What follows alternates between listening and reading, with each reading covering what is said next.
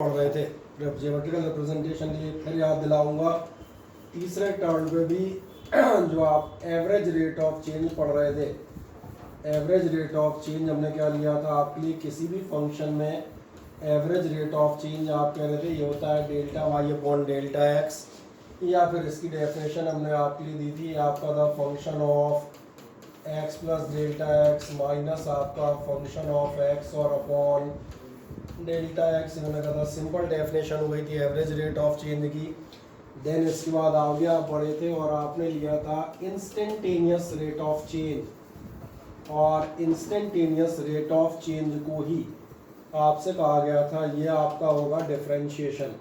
और डिफरेंशिएशन यानी अब आप जो सिम्बॉल उठाएंगे वो सिम्बॉल क्या होगा, ये होगा D Y by D X. और D Y by D X का मीनिंग क्या है कि आप इंस्टेंटेनियस चेंज पर है, और इंस्टेंटेनियस कहा था बिल्कुल छोटे से भी छोटू, और छोटे से भी छोटू का मतलब आप इसमें एक लिमिट अप्लाई करते हैं delta x tends to zero. अब की बार ये होगा delta Y upon delta x. ये मैंने कहा ये हमारी डेफिनेशन हो गई डिफरेंशिएशन की। अब सवाल है जो डिफरेंशिएशन की हमने डेफिनेशन ली, रेट ऑफ चेंज हमने पढ़ लिया, अब इसको हम एक बार देखते हैं in terms of the graph. और ग्राफ के टर्म्स में आप जाएंगे तो बहुत तेज़ी से आपको रिपीट करता हुआ जाऊंगा लास्ट टर्म का। ये हम माने चलते हैं आपकी एक्स और y axis, that is the origin, और जहाँ एक आध जगह डाउट हो बस उसी जगह रोकिएगा। ये तो आप लिए कहा जाए एक रिकॉल की व्यवस्था है।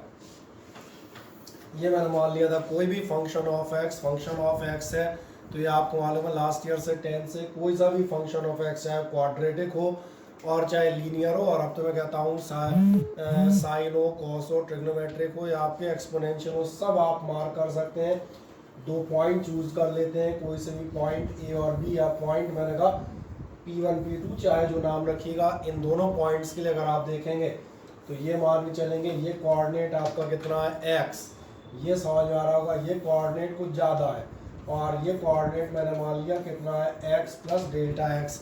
अपने आप आपको समझ में आ रहा होगा यहाँ से यहाँ तक ये जो हम बढ़े हैं, इस पॉइंट से लेके इस पॉइंट तक आप कितना बढ़ गए हो, ये आप बढ़े हैं डेल्टा एक्स।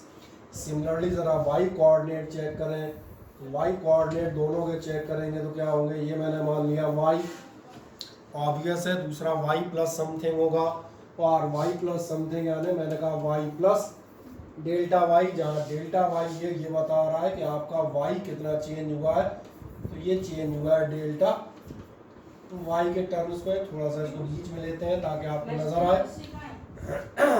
क्या है इतने में आपको कोई डाउट? किसी भी कर्व पे मैंने कहा 2 पॉइंट्स मैंने सेलेक्ट किए हैं, और दोनों पॉइंट्स के लिए मैंने कहा जब आप कर्व पे इस पॉइंट से इस पॉइंट तक पहुंचते हैं, जब आप फंक्शन ऑफ एक्स की वैल्यू चेंज करेंगे, एक्स बदलता है डेल्टा एक्स और वाई बदलता है डेल्टा वाई। फिर मैं एक सिंपल चीज़ बताता हूँ, इस एक्स और वाई के बीच में आप एक कॉर्ड खींच दें। अगर आप कॉर्ड खींचेंगे तो आपसे लास्ट टर्म मैंने कहा था इस कॉर्ड का स्लोप, और स्लोप यानी याद था स्लोप आपसे एग्जांपल दिया था, स्लोप आपको ये बताते हैं कितने डिस्टेंस में आप कितनी हाइट तक पहुंचते हैं। ये एक्चुअली कोई भी स्लोप आपका तय करता है। स्लोप या ग्रेडियंट वर्ड का मतलब ही है कितने हाई डिस्टेंस और कितना हाइट। और अब हल्का सा 10th इस्तेमाल करें तो आप पता चलेगा ये जो रिलेशन है, ये रिलेशन एक्चुअली कहलाता है tan थीटा। तो हमेशा याद रखेंगे क्योंकि इस चैप्टर में नाम कई बार आएगा, स्लोप या ग्रेडियंट ऑफ एनीथिंग जो भी हम लेंगे वो क्या कहलाएगी, that will be equal to the tan theta. अगर इसमें अगर आप tan थीटा ले लेते हैं तो क्या आपने ध्यान दिया है, स्लोप को मैं क्या लूँगा tan थीटा। चूँकि आप सब हमने कहा पढ़े लिखे लोग हैं इसलिए tan थीटा भी साफ समझ में आ रहा होगा, परपेंडिकुलर अपॉन बेस। यानी आपको समझ में आता है कभी भी एवरेज रेट ऑफ चेंज, किसी भी फंक्शन में जो एवरेज रेट ऑफ चेंज है वो एवरेज रेट ऑफ चेंज आपका काहे से दिया जाता है, वो स्लोप ऑफ कॉर्ड से आप दे सकते हैं। तो फिर डिफरेंशिएशन की बात और करें, डिफरेंशिएशन का मतलब क्या है, डिफरेंशिएशन का मतलब है delta x tends to zero. क्या आपका ध्यान जाता है अगर मैं डेल्टा एक्स छोटा करूं, छोटा करने का मतलब है इन दोनों पॉइंट्स के बीच का गैप कम करता जाऊं, और अगर इन दोनों पॉइंट्स के बीच का मैं गैप कम करूंगा, जो भी पॉइंट्स हैं फॉर एग्जांपल नाम रख देते हैं पॉइंट सी और बी, अगर आपके point A tends to B होगा, यानी मैंने कहा ऐसे दिखा देते हैं अलग से ग्राफ पे, अगर आपके पॉइंट ए और बी एक दूसरे के पास आने लगेंगे, अगर ये यहाँ पर थे तो ये आपकी कॉर्ड है, अगर ये एक दूसरे के पास आ गए तो ये कॉर्ड होगी, अगर और पास आ गए तो ये कॉर्ड होगी। समझ में आता आ रहा है?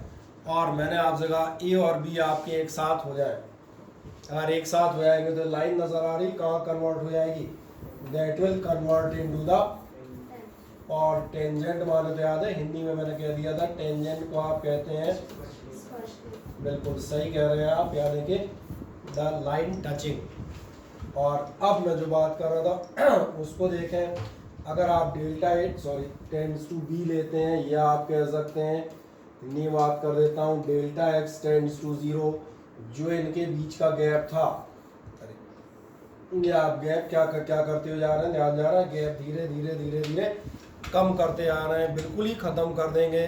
तो उस कंडीशन में आपका क्या होगा, डेल्टा एक्स टेंड्स टू जैसे ही 0 हुआ, उस कंडीशन में आपको नजर आएगा आपकी लाइन काय में कन्वर्ट हो जाएगी, टेंजेंट में। यानी जो आपका ए बी है वो पॉइंट ए पे हम कहते हैं कॉर्ड के बजाय सिंपली कहा जाए आपको क्या मिलेगा, टेंजेंट मिलेगी। मैं ऐसा कह देता हूँ आपकी कॉर्ड कन्वर्ट हो जाएगी टेंजेंट में, और टेंजेंट बनाओगे तो टेंजेंट की शक्ल कुछ ऐसी आएगी। ठीक है, ये मान के चलेंगे हल्का सा टच कर रही है। अब इस टेंजेंट के लिए देखोगे तो delta Y upon delta x यही होगा टेन थीटा। इस केस में ध्यान जाता है फॉर ग्रीन लाइन, मैं लिख देता हूँ फॉर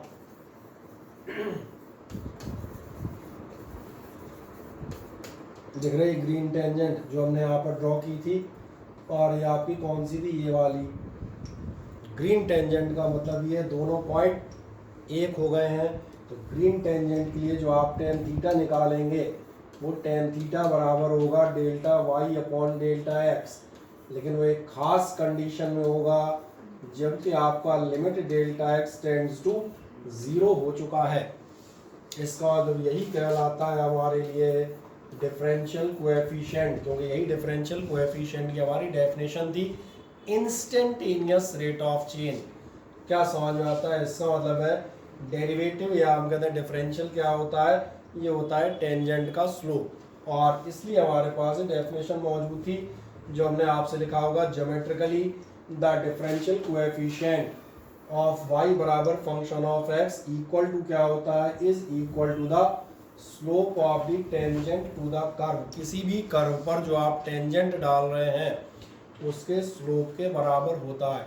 और ये मैंने कहा था इसको एक दो बार पढ़ लीजिएगा, तो लैंग्वेज प्लेन मैथमेटिकल है, थोड़ा समझने में या याद रखने में दिक्कत आती है, ये तो है, ठीक है ना, क्योंकि फिजिक्स नहीं है, मैंने कहा एक्सट्रीम मैथमेटिक्स है।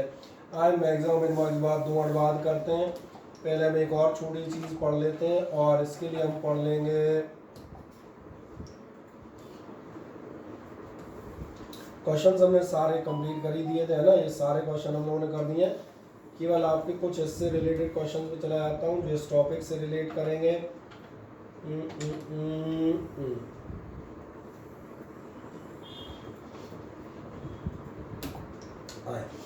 एक क्वेश्चन था आपका, find the angle subtended by the tangent drawn to this at 0,3 with positive direction of x axis. नहीं, कुछ अटपटा सा क्वेश्चन नहीं लगता पहली बार में। Find the angle subtended by the tangent drawn at, अगर आपको केवल इतना याद है कि क्या आपको इतना याद है, जो मैं पूछूंगा जो याद रखने वाली चीज़ थी सीधा उस पर जाता हूँ। क्या आपको याद है किसी भी पॉइंट पे जो आपका स्लोप ये होता है टेन थीटा के बराबर, ये याद है हाँ या ना, मुझे ऐसा बताएं। और क्या आपको ध्यान है जो आपका स्लोप या टेन थीटा है यही बराबर होती है dy dx फॉर,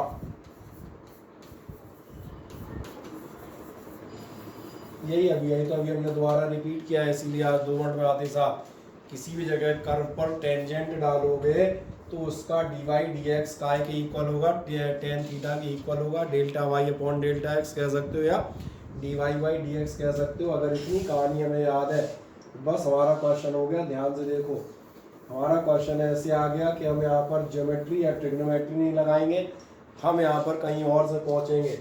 क्या आपको ऐसा नजर आ रहा है? आपको एक कर्व दिया हुआ और कर्व दिया क्या दिया हुआ है, y बराबर दिया हुआ है x square minus 2x plus 3।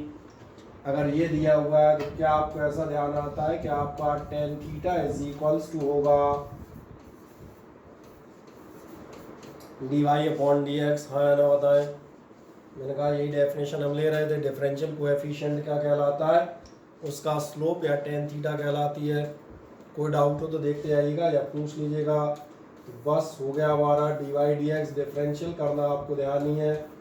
कितना होगा एक्स स्क्वायर, सॉरी माइनस था, और ये होगा आपका माइनस का 2x और प्लस का 3। और अगर आप इसे लेते हैं तो क्या आपको डिफरेंशिएशन के फॉर्मूले याद हैं? एक्स स्क्वायर का आप डिफरेंशियल करेंगे, ये होगा 2x 2 माइनस 1, 2 माइनस 1 बोले तो 1 माइनस 2 इंटू 1x, 1 माइनस 1 यानी कि 0 और कांस्टेंट का 0। और जैसे ही होता है तो अब आपको दिखेगा टेन थीटा बराबर आपकी कितनी आ रही है? टेन थीटा बराबर आपकी आ रही होगी, मेरा ख्याल है 2x ही आ रहा है और माइनस क्या आ रहा है 2। बस आ गया। अब ये देखें आप किस जगह निकाल रहे थे, क्या आपको अपना पॉइंट नजर आ रहा है? हाँ या ना?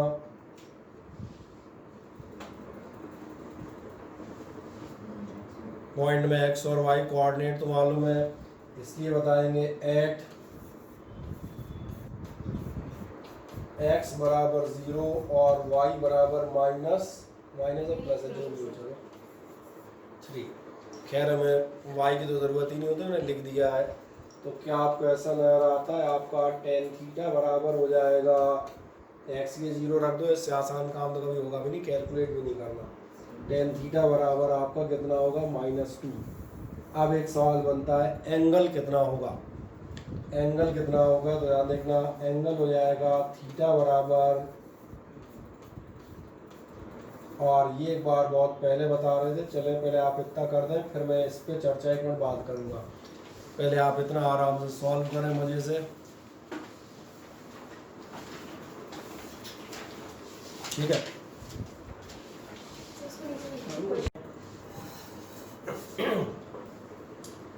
चलो सॉल्यूशन तो आपने नोट कर दिया, कोई समस्या नहीं। लास्ट स्टेप जो मैंने कहा था बताएंगे, पहले देखें कि आपका सॉल्यूशन आपने कंप्लीट कर दिया, हाँ ना?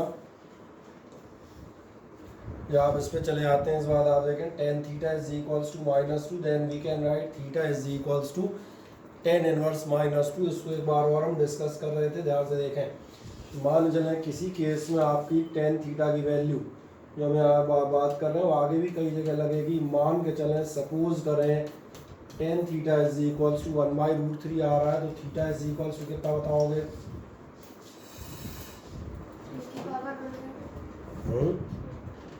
Ten theta is equals to 1/√3 है, तो थीटा कितना बताओगे?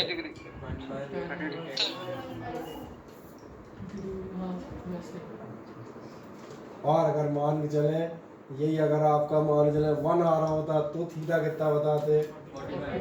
ठीक है, ऐसी गंदी गंदी वैल्यू बताता ना बता रही। सवाल आता है, ये तो आपको 5 वैल्यू मालूम है ना, लेकिन एक मज़ेदार बात है, आओ 30 45 60 90 0 यही 5 मालूम है। किसी को भी हम बता दें 10 37 डिग्री की वैल्यू नहीं याद होगी, वो किसी को नहीं होती, क्योंकि ऐसे जो आपको पता नहीं कितनी बनेगी। 72 डिग्री 10 मिनट और 12 सेकंड की वैल्यू बताओ। एक्चुअली क्या होता है, अगर कोई ऐसी वैल्यू आ जाए, जैसे हम बात कर रहे थे, मान चलो आपसे कह दे टेन थीटा बराबर कुछ भी मैं लिख देता हूँ, सपोज करो 0.23। अब ना मुझे मालूम है ना आपको मालूम है, तो इस केस में आपका जो आंसर है either that can be calculated with the help of the calculator which is inbuilt in my board but not available for you in the examinations। हम तो निकाल लेंगे, हम तो यहाँ से पढ़ देंगे, दो बार देखा भी हुआ निकाल देते हैं, पर उसका कोई यूज़ नहीं है। आप क्या लिखेंगे ध्यान रखना, ऐसी कंडीशन में आप दिखाते हैं टेन इनवर्स,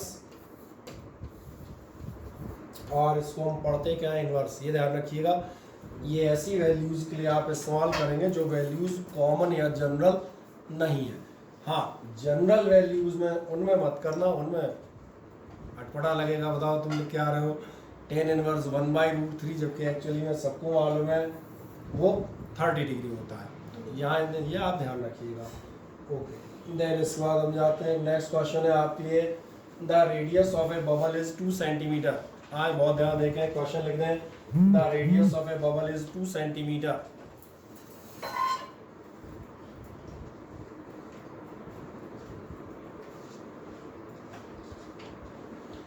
और आपसे कहता है find the rate of change, आपसे रेट ऑफ चेंज जानना चाह रहा है। किसका रेट ऑफ चेंज जानना चाह रहा है? Find the rate of change in volume.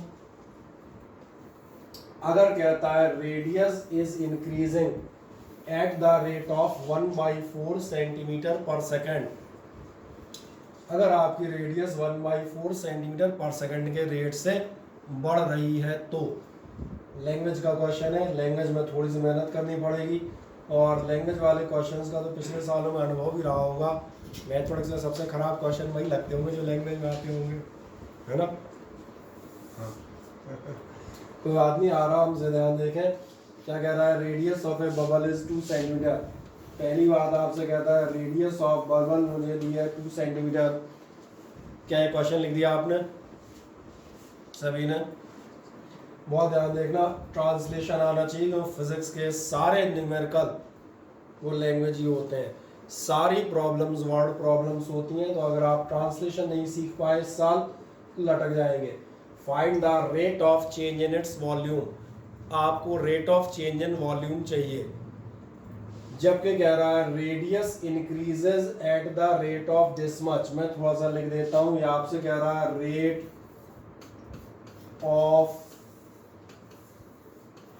Increase in radius, ये दे रहा है। और कितना दे रहा है?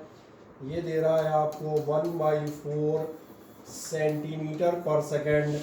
क्या आपको नजर आता है? ये रेट ऑफ इंक्रीमेंट यानी कि rate of change in radius है, तो dr/d तो हो गई, किसके रिस्पेक्ट में है? तो जरा ध्यान देखो, s दिख रहा है क्या यहाँ का? इसलिए मेजरमेंट वाला चैप्टर पढ़ चुके हो। मैंने कहा ये दिख रहा है रेट ऑफ इंक्रीमेंट या रेट ऑफ डिक्रीज यानी रेट ऑफ चेंज है। रेट ऑफ चेंज का मतलब dr/dx, dr/dy, पता नहीं dz कुछ तो होगा। ये कितना दिया है? 1/4 सेंटीमीटर पर सेकेंड। ध्यान देखो, सेंटीमीटर में रेडियस दी है और सेकेंड में क्या दिया हुआ है? टाइम। अब अगला क्वेश्चन जानना क्या चाहता था? तो जानना चाहता है rate of change of volume. इसको भी मैं ट्रांसलेट करता हूं, ये जानना चाहता है rate of change of volume, यानी ये जानना चाहता है क्या इतना सवाल समझ में आता है, हाँ या नहीं?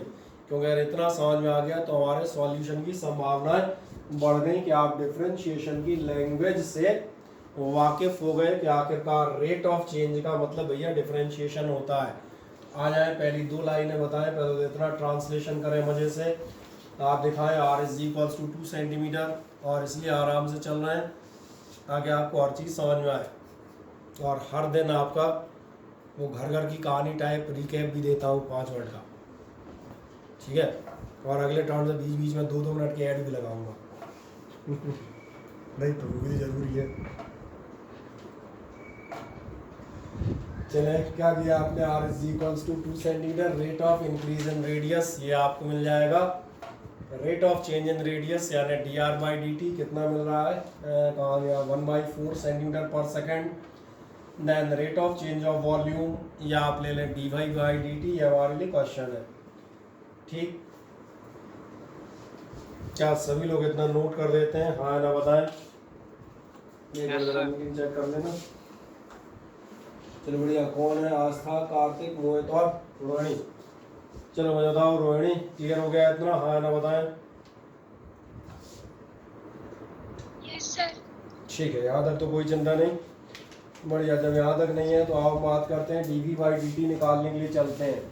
क्या आपका ध्यान जा रहा है? जब आप dv/dt निकालेंगे तो ये हो जाएगा dy/dt ऑफ v। अब v है काय का? बबल। बबल का शेप कैसा होता है? स्फेरिकल। तो मुझे बताओ स्फीयर का वॉल्यूम, ये तुम बताओगे। 4/3 पाई आर क्यूब। बढ़िया। आप ध्यान देखें, जैसे ही मैं इसे डिफरेंशिएट करूंगा मुझे बहुत ध्यान से देखना। पहली बात मैं दिखाता हूँ, 4/3 और पाई कॉन्स्टेंट्स हैं तो बाहर आ जाएंगे। जैसे आप डिफरेंशियल करते हैं 5 sin x, तो 5 तो कोफिशिएंट है, 5 बगल में रख लेते हैं। डिफरेंशियल आप किसका कर रहे होते हैं, sin x का। तो ये मैंने कहा 4/3 पाई, ये तो कोफिशिएंट है केवल, तो इनको तो रख लो। dy/dt ऑफ आर क्यूब करेंगे। क्या ये x की पावर n नज़र आ रहा है? और अगर नज़र आ रहा है तो ये हो गया, ध्यान से देखना जो आपसे कह रहे थे, x की पावर n होगा n x n-1 यानी कि 2।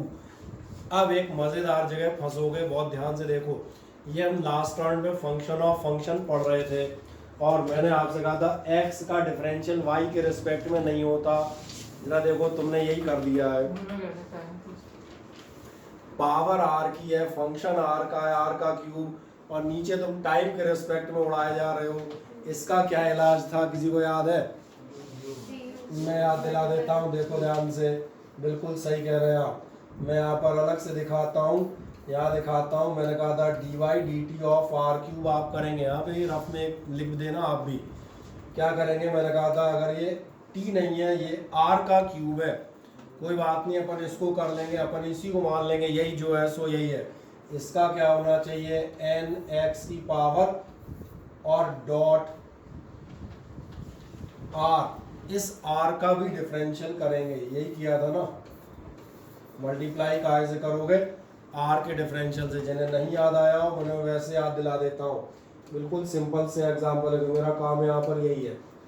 टीचर का काम ही ये होता है कि वो आपको ध्यान दिला दे पुरानी चीज़ें। मान चले आप dy/dx आप कर रहे हैं sin x³। आप मन में क्या करते थे, x³ को आप u मान लेते थे, ध्यान दिया। आप पहले एज इट इज कर देते थे, बोले कोई u नहीं, को साइन का हो गया cos। फिर मल्टीप्लाई काहे से करते थे, इस u के डिफरेंशियल से। मैंने कहा था ना, इसके डिफरेंशियल से मल्टीप्लाई कर देना, ओरल आंसर आ जाएंगे। तो ध्यान देखो, मैंने कहा इसको मैंने t मान लिया, मन में है नहीं पर मान लिया, एज इट इज मैंने कर दिया। लेकिन दिक्कत ये है, उसके बाद मुझे उसके डिफरेंशियल से मल्टीप्लाई करना पड़ेगा। इसलिए जो मेरा यहाँ पर आंसर आएगा वो कितना आएगा, वो आएगा डॉट। बस मेरा प्रश्न समाप्त हो चुका है। आप 1 मिनट में इतना नोट कर दें, फिर हम आगे बढ़ेंगे। तो मैं तो अपने आंसर पे, मुझे दिख रहा है लगभग जी।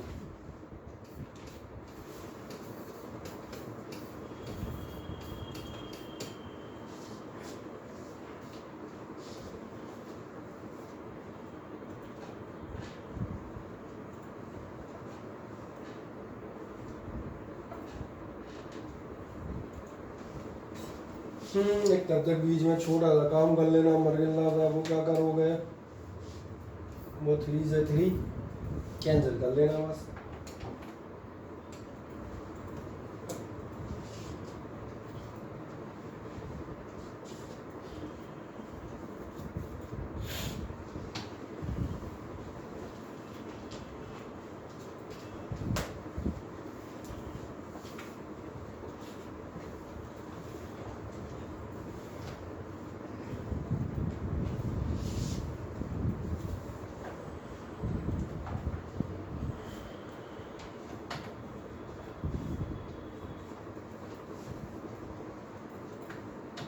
पहुंच गया यहाँ तक, बस। तो आंसर हो तो क्या, देखो ध्यान से, नहीं लिखा अभी। कितना बचा आपका, बचा 4। आपका बच रहा है पाई r का स्क्वायर। r था ना अपने पास, r अपने पास था। चलो मैं ऐसा लिख देता हूँ, किसी दिक्कत नहीं आए। 2 स्क्वायर, कोई दिक्कत नहीं, पहली दूसरी बार इतना लिख देंगे। डॉट dr/dt, ये भी अपने पास था। ये तो सारी चीज़ें क्वेश्चन दे रहा है। dr/dt कितना दे रहा था, 1/4। खत्म, जो भी होगा आप बता देंगे। और एक मज़ेदार बात बताता हूँ, इसकी यूनिट आप बता पाएंगे मैं क्या लिखूंगा? वैल्यू तो लिख लोगे भाई, 4 से 4 कैंसिल में आना। चलो मैं लिखी हूँ, एक आध का है, डॉट डॉट क्या है, ये होगा 4। खत्म, 4 पाई रह जाएगा। यूनिट बताओ मैं क्या लूँ? बिल्कुल सही कह रहे हैं, दिख रहा है सेंटीमीटर क्यूब। यूनिट निकालना हो तो याद है ना कैसे निकालते हैं, और पर सेकंड, इसलिए आप लिखेंगे, और इसीलिए आराम से मुझे मैं कहा था शुरुआती 3-4 चैप्टर्स बड़ी तसल्ली से स्लो स्पीड में पढ़ लें, फिर अपन धीरे धीरे मोशन के बाद एक्सेलरेट होंगे, फिर अपन पर फोर्स लगेगा, फिर रोटेशनल मोशन में हम तो चलते रहेंगे, तुम घूम जाओगे, है ना। तो तुम्हारी दुर्गति होने से पहले हम तुम्हारी फीस रखवा लेंगे, चिंता मत करो।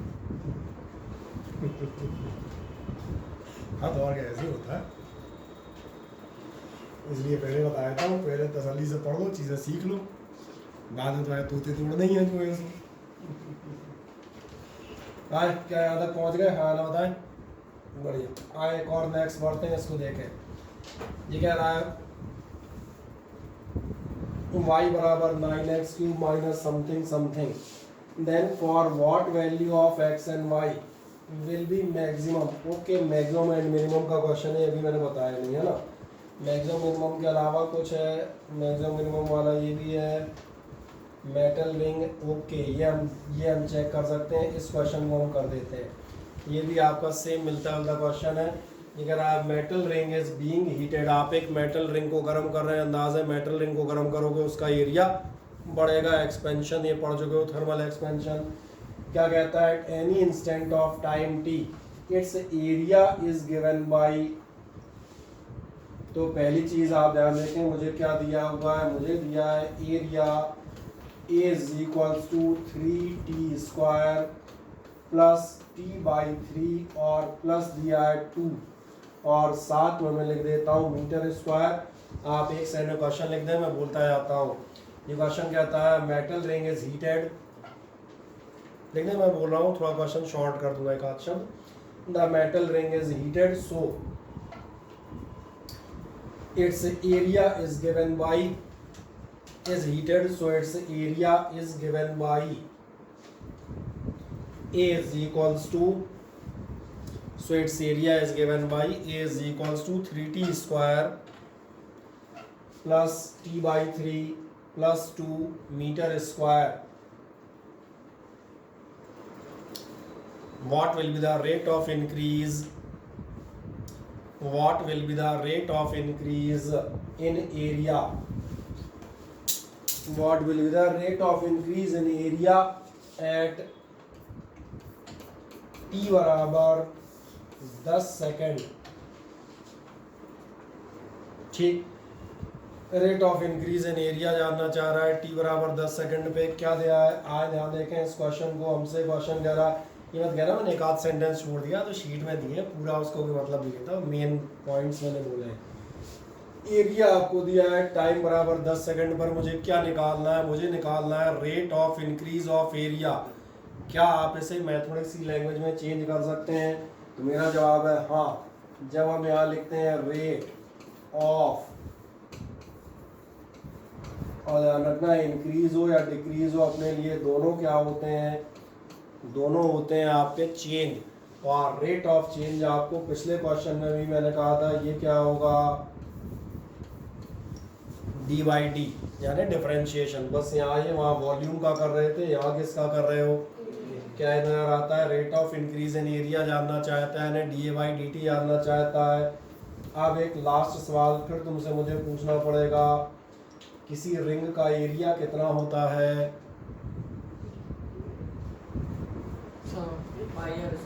πr²। सही जवाब, किसी को इसमें शक तो नहीं है, रिंग तो सबने देखी है ना। आए तो हमने कहा ये आपको दिया है d/dt ऑफ ये, इसका मतलब ध्यान देखना फिर कितना आएगा, बहुत ध्यान से देखो। पाई आपका कोएफिशिएंट है, आर का डिफरेंशियल तुम टी के चक्कर में कर रहे हो, गलत काम कर रहे हो, पर गलत को भी सही तरीके से करेंगे। पहले हम इसको मन में t² ही मान लेंगे। हमने कहा ये है t², तो इसका होगा r की पावर 2 यानी 2r2 - 1। सही है। अब डॉट, फिर हमें ध्यान आया ये t नहीं था, ये तो r था। इसका भी डिफरेंशियल करेंगे r का, तो वो कितना हो जाएगा, वो हो जाएगा आपका, अरे ठीक है, dr/dt। अब लास्ट कहानी, ये आपका da/dt निकल आया, हाँ ना बताएं। चलो यहाँ तक आओ, बस एक सेकंड का काम और रह गया, एक अगली लाइन में तो आंसर ही हो जाएगा। यहाँ तक कोई डाउट हो तो मुझे बता दें, कोई भी समस्या समझने में एच से रिलेटेड हो बिना एच के उसको पूछ लीजिएगा। बोलो मोहित, और कौन कौन बैठा हुआ है? कार्तिक, कोई समस्या है इसमें? No sir. ठीक, कर ले आराम से, बस फिर एक स्टेप में वैल्यू रखनी हो तो तुम्हें भी दिख रही होगी, मजे से रख देंगे।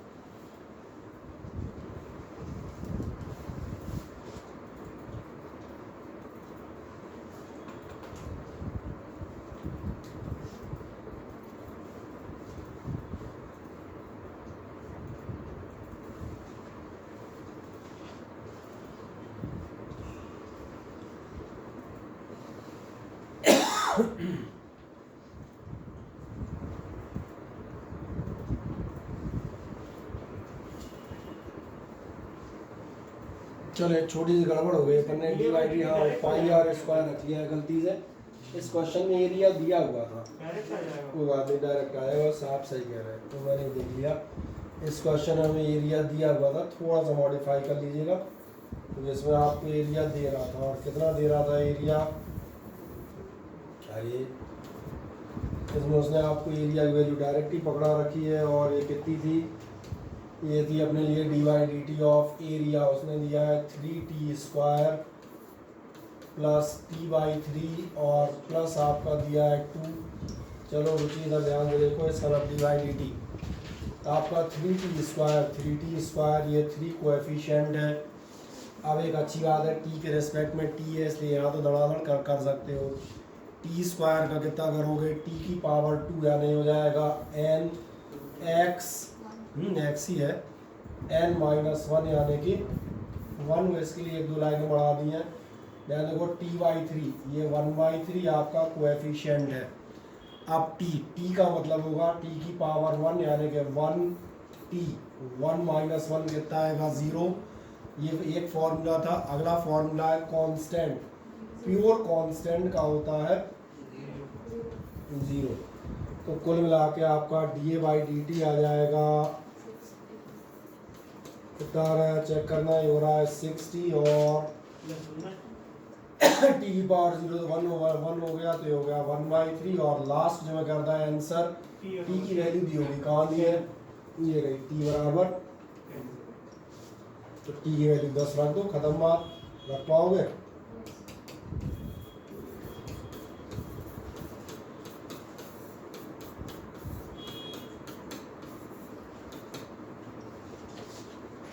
ये निकाल लेना कितना आएगा, यूनिट आपकी क्या आएगी, मीटर स्क्वायर पर सेकेंड। मजे से कर दें, कोई समस्या नहीं।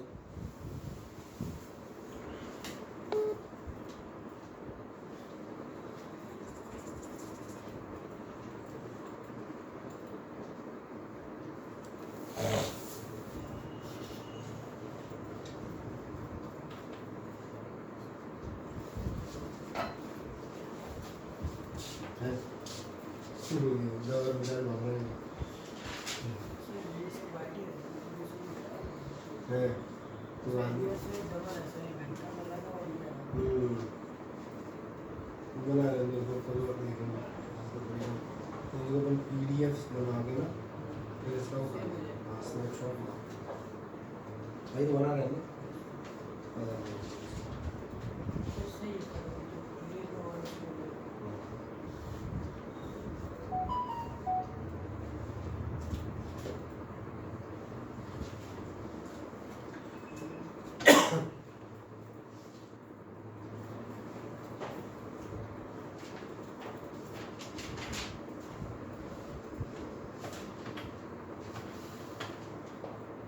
चलो वालों को कोई समस्या है इतने में, हाँ ना बताए, नहीं जनरली कर दिया। बाकी वैल्यू जरा निकाल लोगे, कितना आएगा ये 63 जा कितने हो जाएंगे 180, 181/3, चाहे 181/3 कह दो, चाहे वो कह दो क्या 60.3, हाँ वो भी चलेगा, बढ़िया बढ़िया। चलो एक आपका ये है, ये आपका वही क्वेश्चन है जिसको अभी अपन कर रहे थे फिर से, क्या कह रहा है, radius of air bubble is increasing at the rate of this much. तुम ध्यान दो, यही क्वेश्चन तुम करके आए हो, केवल डाटा चेंज है। Radius of air bubble is increasing with this, क्या आपको ये समझ में आता है? आपको जो दिया है केवल इसलिए करा रहा हूँ ताकि आपको प्रैक्टिस हो जाए और आप लैंग्वेज से वाकिफ हो जाए। 2 से 3 बार में आपका rate of increase of radius, इसका मतलब ये क्या कहलाएगी, ये कहलाएगी dr बाई किसके रिस्पेक्ट में, यहाँ से चेक कर लो, सेंटीमीटर और सेकंड दिख रहे होंगे, यानी किसके रिस्पेक्ट में, अरे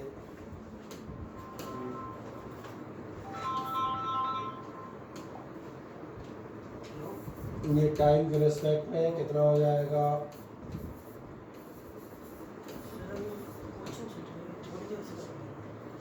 सेंटीमीटर बाई सेकंड। क्या है, क्लियर हो जाता है। अब ऐसे दूसरा जाए, determine the rate of increase in volume. आपको क्या चाहिए, rate of increase in volume चाहिए। इसको भी ट्रांसलेट करके दिखा देता हूँ। ये आपका क्या होगा, rate of increase in volume. ये आपका कितना आएगा, rate of increase in volume. नहीं आया समझ में, rate of change in volume with respect to time.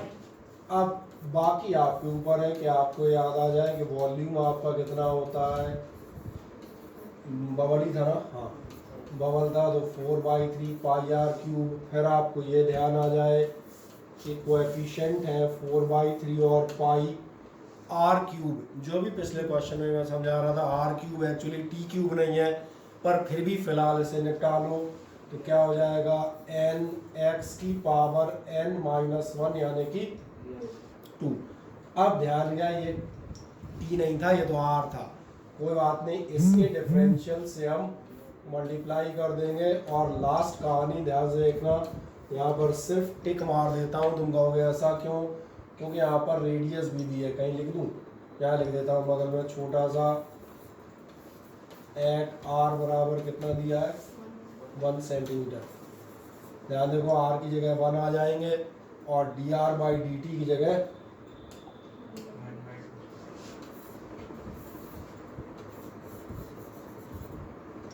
बस हो गया क्वेश्चन। वैल्यू कैलकुलेट कर देना, कर दो आराम से। क्वेश्चन भी आप लिख सकते हैं मज़े से, और आप आंसर भी लिख सकते हैं, कोई दिक्कत नहीं।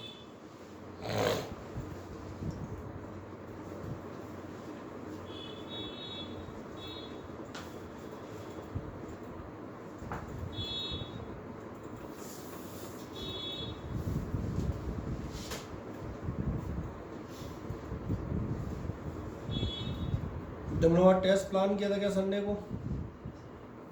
Yes sir. संडे को तो हमारा टेस्ट रख देंगे। संडे को किसी और का कोई टेस्ट नहीं है, क्लास ऐसा बताओ जरा। कितने बजे? 4:30 शाम के। कोई दिक्कत नहीं, अपन तो सुबह की बात कर लेंगे। सुबह तो नहीं किसी कोई? अरे पता कर ले जल्दी। आज रात में अरे रात के मैसेज का क्या करूँगा फिर मैं, मेरे पास तो जनता भी बैठी है। बोला यार, किसने बोला है? केमिस्ट्री तो दोनों टाइम जा रहा है, तो कभी चला जाना है, इस वाले बैच में उसमें चला जाना, कोई दिक्कत नहीं है। बाकी किसी कोई क्लास हो कहीं कभी? 9 से 10। 9 से 10 है तो कितने टेस्ट रखते हैं तुम्हारा? तुम क्लास बेटा थोड़ा सा बता दे, सही टाइम कराओ। 9 से 10 वाली क्या होती है, बीच में फंस जाती है। तुम्हारा ध्यान जा रहा है कौन? ना तो बताए 8 से 10 वाला मामला रहता है ना, इधर है तो थोड़ा सा या तो सुबह करा लिया करो या थोड़ा सा लेट करा लो। सही है। कहाँ है तुम्हारी क्लास? पास में। थोड़ा सा बोल रहे हल्का सा तो नीचे कर लें, इसलिए क्या है 1.5 घंटे के हिसाब से 8 से 9:30, 9:30 से 11 ऐसे टेस्ट ऑर्गेनाइज हो जाते हैं। बीच का अटक जाता है, आधा घंटा इधर आधा उधर, 9:30 है ना। तो 9:30 बजे कहाँ आएगा? जल्दी कर आएगा टेस्ट। हाँ ये भी सही है, या थोड़ा लेट आ जाएगा, उसमें क्या है, टेस्ट होना है, टेस्ट में तो आधे घंटे बाद आ जाना ना, तो आधे घंटे और ज़्यादा बैठ लेना, ठीक है। तो टेस्ट का टाइमिंग पर आपका रख देते हैं 9:30 और AM या PM? PM। PM में कौन आएगा देने यार टेस्ट रखेगा? सर साढ़े टॉपिक आपको मालूम है कौन सा होगा? वाई डायमेंशंस और क्या था, मेजरमेंट टेक्निक्स। क्वेश्चन मैं आपको बता देता हूँ। चले आपने ये वाला क्वेश्चन कंप्लीट कर दिया, हाँ या ना बताएं फुर्ती से। चले पहले इसको कंप्लीट कर दें, फिर मैं आपको टेस्ट बताता हूँ मैं क्या लूँगा। सर आपके ऐप में वो नहीं आता, स्क्रीनशॉट नहीं आता था। स्क्रीनशॉट देने लगूँ तो मेरा माल चोरी कर करके यहाँ वहाँ बेचोगे। मेरे पास आता है स्क्रीनशॉट, मैंने स्क्रीनशॉट करके कल नंबर डाले होंगे, पूछो खुशी से। और मैंने स्क्रीन रिकॉर्डर लगाया तो उसमें वही वहाँ तक वीडियो बनी जहाँ तक फोन की स्क्रीन थी, उसके बाद जैसे ही ऐप में गया सब ब्लैक हो गया। यही समझ रहे हो? सारे सेफ्टी मार्जिन मौजूद है। तो कहीं एक काम करना, टेस्ट दे दे गूगल से पूछना कुछ, सोई टेस्ट साइलेंट हो जाएगा। नहीं ये वार्निंग तो इसमें दी थी तो मैंने ऐसा कुछ किया है। तब से आदत शर्मा बेचारा बड़ा बड़ा बड़ा परेशान है, उसे दूसरा फ़ोन जुगाड़ना पड़ता है। इसमें टेस्ट करता है, उसमें आंसर ढूंढता है। नहीं सर, है क्या, मुझे पता नहीं। इतना मेहनत का काम कौन करेगा। गूगल फॉर्म में क्या होता है, कॉपी करके वहाँ डाल सकते हैं, उसमें कॉपी करके नहीं डाल पाएंगे। चलें कर दिया है तो कंप्लीट, वैल्यू रख देना तो निकाल लोगे। टेस्ट में बता देता हूँ, वहाँ पे टेस्ट से रिलेटेड आप बता देते हैं। चलो दो बातें बता देते हैं कि मैंने कहा टेस्ट आप कितने बजे होगा। आपका टेस्ट होगा 9:30 और मुझे लग रहा है बाकी तो सब देने आ जाना, केवल मुझे लग रहा है मोहित बचेगा और कोई बचेगा जो घर से टेस्ट देना पसंद करेगा। एक मिनट खोल रहे हैं सवाल को। कार्तिक सर आ जाऊंगा वहीं पे। आ जाओगे ना, ठीक है। मोहित बेचारा बस कैंपस में बंद है, बाकी तो खुले खुले घूम रहे हैं, इसलिए हमें कोई दिक्कत नहीं। टेस्ट में आपका जो क्वेश्चन रहेंगे हम बता देते हैं क्या रहेंगे। फर्स्ट क्वेश्चन आपसे क्या पूछा जाएगा, मेजरमेंट टेक्निक्स। मेजरमेंट टेक्निक में सबसे पहले आपसे पूछेंगे एसआई सिस्टम की आपसे प्रॉपर्टीज, या फिर आपसे कहा जाएगा रिक्वायरमेंट, ये आपके पास लिखी है requirements of a good unit system. दूसरा आपसे पूछेंगे इसके बाद किसकी डेफिनेशन पूछ लूँ, तो चलो मीटर और किलोग्राम की डेफिनेशन पूछ लूँगा। और ध्यान रखना है डेफिनेशन टेक्निकल वाली पूछूंगा, वो वाली मत लिख के चले आना बोले साहब वो पेरिस में एक डब्बा रखा है उसका वजन 1 किलोग्राम है, उसके नंबर नहीं दूंगा। हाँ ये पहले बता देता हूँ। हाँ तीसरा नंबर पे आप जाएंगे, तीसरा आपको लगेगा, अब आता है क्वेश्चन पैरेलैक्स मेथड आपको डिफाइन करना है। चौथे नंबर पे आपको जो है कोपरनिकस मेथड डिफाइन करना है, ठीक है। पांचवें क्वेश्चन के तौर पे आपको तुम पांचवा क्वेश्चन क्या करोगे, एरर्स। और एरर्स में आप जाएंगे तो आपका दो बता देता हूँ, इनटू या डिवाइड, इनमें से किसी एक का आपको प्रूव करना है। अभी नहीं बताऊंगा कि इनटू या डिवाइड, तुम ये दोनों करके आओगे, ठीक है। और छठवां नंबर क्वेश्चन आप बता देता हूँ। इसके बाद हम क्या लेंगे, इसके बाद सिग्निफिकेंट फिगर में तो एक दो छोटू सवाल देंगे प्लस माइनस करने के लिए, वो क्या बताने। एक आप सिग्निफिकेंट फिगर का न्यूमेरिकल आपके पास रहेगा जिसमें आप करेंगे एडिशन या सब्ट्रैक्शन। और इसके बाद आप करेंगे 7वें नंबर पे एक क्वेश्चन आपका रहेगा वैलिडिटी ऑफ इक्वेशन चेक करने के लिए। एक आपका रहेगा डेरिवेशन ऑफ फॉर्मूला, और डेरिवेशन ऑफ फॉर्मूला भी हम कौन सा देंगे, एक ऐसा क्वेश्चन देंगे तो हिंट दे देते हैं शायद तुम्हें मिल जाए, जिसमें आपने एक वर्ड यूज़ किया है मास पर यूनिट लेंथ। अब अगर तुम्हें ये मिल गया अपनी शीट में तो तुम्हारा पेपर आउट हो गया, और जिन्हें नहीं मिला वो भाग जाए। मैंने कहा कौन सा डेरिवेशन ऑफ फॉर्मूला कराऊंगा जिसमें रहेगा मास पर यूनिट लेंथ का जिक्र, ठीक है। ठीक है, एक आध क्वेश्चन हम अपने हिसाब से पूछेंगे, यार थोड़ा पूरे पेपर आउट कर लो बेटा, मतलब सब ऐसे बैठे हैं बहुत से। हाँ चलो इतना आप कर दें। 8 क्वेश्चन मैंने इसलिए बता दिए ताकि सब पास हो जाए और सब घर में बता सकें नहीं हम पढ़ रहे हैं, ये ना सेफ्टी हुई है। घर में किसी बेचारे के साथ कोई अत्याचार है ना, बाल अत्याचार टाइप घटना नहीं हो, दुर्घटना, इसलिए इतने क्वेश्चन में पहले से बता के रखता हूँ, ठीक है ना। कर देंगे आके, बाकी 2-4 क्वेश्चन उनके लिए रहेंगे जो हम कहते हैं पढ़ने वाले हैं उनको उनके तौर पर टेस्ट करेंगे, कोई दिक्कत नहीं है, सबके लिए व्यवस्था है। जो उनके लिए डायमेंशंस के अलावा और कुछ होता नहीं है मतलब डायमेंशन ही नहीं है बस कहाँ नहीं डायमेंशन है, तो वैलिडिटी ऑफ और डेरिवेशन ऑफ फार्मूला, और कुछ नहीं बचा उसमें क्या बचेगा है। मुझे सिलेबस बेटा 20 साल में पढ़ाते हुए रटना रहा है। नहीं सर, वो जो आप टेस्ट ले रहे हो उसमें आपने इंपॉर्टेंट पॉइंट्स दिखा दिए, अब इंपॉर्टेंट पॉइंट में से पूरा इम्पोर्टेंट पॉइंट बेटा सारे क्वेश्चन है, नहीं तो अभी तुम सोचो मीटर किलोग्राम की डेफिनेशन कह रही है, 7 डेफिनेशन है, 9 आप भूल गए होंगे। Metre kilogram second ampere candela kelvin radian और स्टेरेडियन तक की डेफिनेशन मौजूद है। ये मैं जो पेपर के क्वेश्चन बताता हूँ उनके लिए बताता हूँ, मैं ये भी क्लियर कर देता हूँ, किसी एक आधे दिमाग में आ रहा होगा ये कैसा टेस्ट है, क्वेश्चन मैंने पहले बता दिए भैया ये टेस्ट उनके लिए है, बिल्कुल साफ बताऊँ, ये इसलिए बता देता हूँ ऐसा विद्यार्थी, क्योंकि अपने पास हर वर्ग का विद्यार्थी होता है, अपने पास उच्च वर्ग का भी होता है और निम्न वर्ग का भी होता है। अच्छा इसमें उच्च और निम्न मैं बता दूं, that doesn't matter from just और द कास्ट स्टेटस। उच्च वर्ग मतलब उच्च वर्ग और निम्न वर्ग मतलब समझ आ रहा है। इनमें हमने कहा दोनों के लिए व्यवस्था है। पहले वालों के लिए मैंने कहा अतिरिक्त क्वेश्चन भी आएंगे उच्च वर्गीय लोगों के लिए, वो उनमें अपना फाइट करेंगे और मुझे बताएंगे कि हाँ उनमें दम है। और जो मैंने कहा सिंपल भैया एक नॉर्मल पढ़ रहा है कि अपन 60-70% लेके पास हो जाए इतना पर्याप्त है, और ज़्यादा अपने को दिमाग नहीं लगाना है, तो उसके लिए भी तो यह होता है व्यवस्था रखनी पड़ेगी ना। उसको इम्पोर्टेंट क्वेश्चन है इतने तो याद कर, अब इतने भी नहीं करना चाह रहा तो फिर क्या करेगा। तो दोनों की व्यवस्था अपने पास है।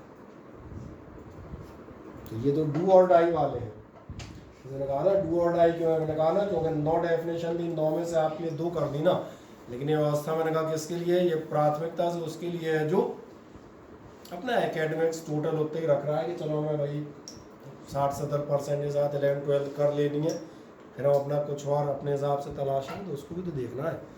उसको मैं IIT पढ़ाने लगूंगा बेचारा फेल हो जाएगा, पता चले मुझसे 12th ही पास नहीं हुआ है IIT के चक्कर में। चले पैरेलैक्स मेथड इसलिए बता दिया, कोपरनिकस आप कह रहे थे, केपलर्स मेथड छोड़ दिया है, रडार सोनार ये सब छोड़ दिए, ध्यान नहीं दिया आपने। जो आप बात कर रहे हैं इनटू और डिवाइड के प्रूफ की बात कर रहा हूँ कि एडिशन सब्ट्रैक्शन और पावर छोड़ दी, और सीधी बात है जो ये कह रहा है कि मुझे 90 बनानी है, पूरा पढ़ो, मैं तो पूरा पढ़ा रहा हूँ ना, मेरे साथ तो कहोगे नहीं मैंने इनमें से कोई भी टॉपिक छोड़ा हो, मुझे एक करा रहा हूँ, जो और लोगों से ज़्यादा डिटेल करा रहा हूँ, डिफरेंशियली देख लो मेरा, बाकी किसी कंपैरिजन कर लेना, स्टैंडर्ड अपने आप समझ में आ जाएगा हम क्या करा रहे हैं। हाँ जब टेस्ट लेंगे तो सीधा बता देंगे, ये 3 क्वेश्चन टेस्ट में पूछने जा रहा हूँ, शराफत से इन्हें कर लो ताकि तुम पास हो जाओ। जो अच्छे जगह जा रहे हैं उनसे कहूँगा तुम पूरा करो। चले नेक्स्ट एक जाते हैं। पिछला आपने कर दिया तो शायद मुझे लग रहा है ये वाला क्वेश्चन आप कंप्लीट कर देंगे ना, कौन सा ये वाला कर लोगे, या आर बार की वैल्यू रख के 2 पाई आ गया टोटल, बढ़िया। नेक्स्ट आप का ध्यान देंगे question number 7, find the angle of tangent. अब आपसे क्या जानना चाह रहा है, आप एंगल ऑफ टेंजेंट पता लगाएं, लिख दो एक क्वेश्चन अगला, find the angle of tangent drawn to the curve. सही है, हर तरह की व्यवस्थाएं हैं। ऐप पे जो टेस्ट लिया था पूरे हम बता दें कॉम्पिटिटिव क्वेश्चन थे, जो अच्छे लोग हैं उनके लिए है, जिन्हें नहीं देना कोई दिक्कत नहीं, अपना सिंपल चलेगा। हर आदमी अपने हिसाब से अपनी जगह तलाश ले। एंगल ऑफ टेंजेंट पूछ रहा है ड्रॉन टू द कर्व, और कर्व आपका दिया हुआ है y बराबर 3x² - 7x + 5। मैं लिख देता हूँ आपका y = दिया है 3x² - 7x + 5।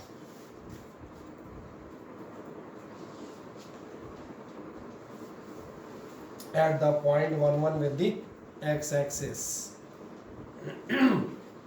क्या करोगे,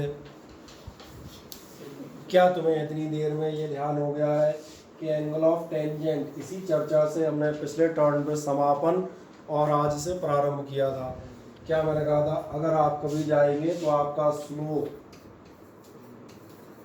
बिल्कुल सही आप कह रहे हैं tan थीटा, यही है एंगल ऑफ टेंजेंट, ये बराबर होता है,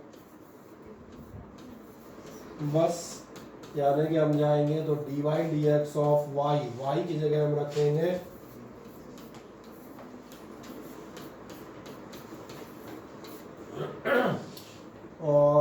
चलो रुचि एक बार और देखो, 3x स्क्वायर करने जाओगे, 3 कोएफिशिएंट है एज इट इज रखा जाएगा, x की पावर n, x की पावर n कितना होगा, ये होगा आपके लिए n x n माइनस 1। तो चलो एक बार और लिख देते हैं, कोई दिक्कत नहीं है, बाकी एग्जाम मत लिखना, अच्छा ही लगता।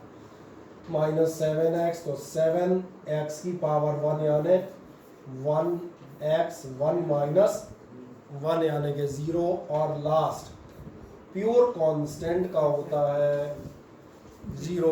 कदम बात, तो कितना निकल आएगा आपका dy/dx निकलेगा, कितना निकलेगा 6x माइनस 7, है ना, सही निकाला ना मैंने, ठीक है।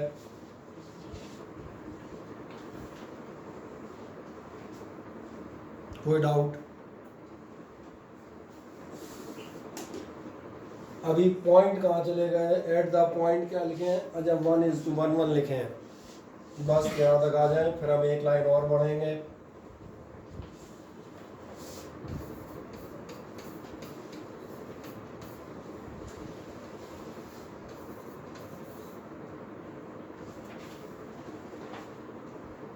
चलो dy/dx क्या लिखना, आप सीधा tan थीटा लिख देता हूँ, है ना।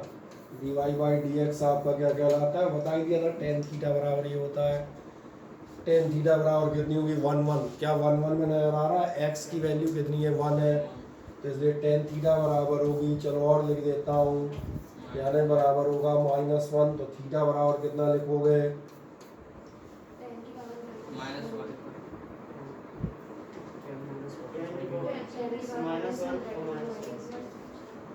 हमारे पास मैथ्स है कि बायो है,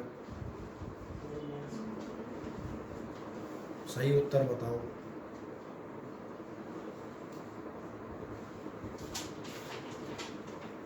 अब 10 की पावर -1 या tan इनवर्स बायो वाला एक बार कह दे तो चल जाएगा। अगर तुमने इस 1 को देख के और tan इनवर्स कहा तो मतलब ये दंडनीय अपराध की कैटेगरी में आएगा। बताएं tan -1, आदित्य शर्मा कौन से क्वाड्रेंट में tan थीटा नेगेटिव होती है?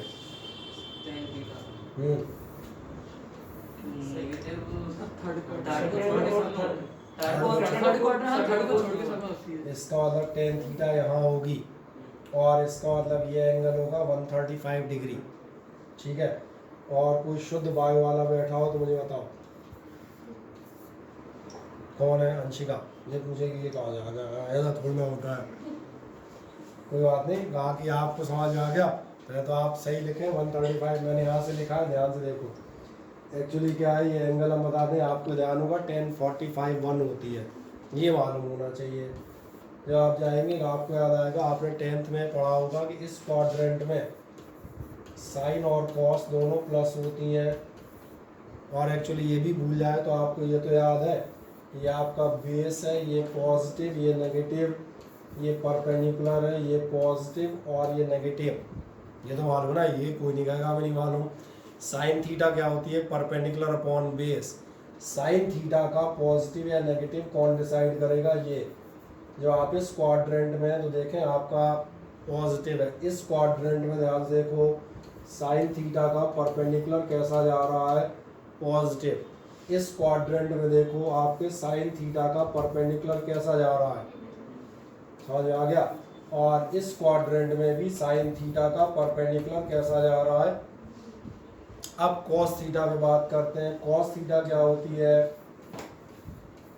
बेस अपॉन हाइपोटेन्यूज, यानी कॉस थीटा के साइन कौन देखता है, बेस। अभी इधर बेस कैसा है, पॉजिटिव, इधर बेस कैसा है, तो इसका मतलब यहाँ कॉस थीटा कैसी होगी, यहाँ कॉस थीटा कैसी होगी,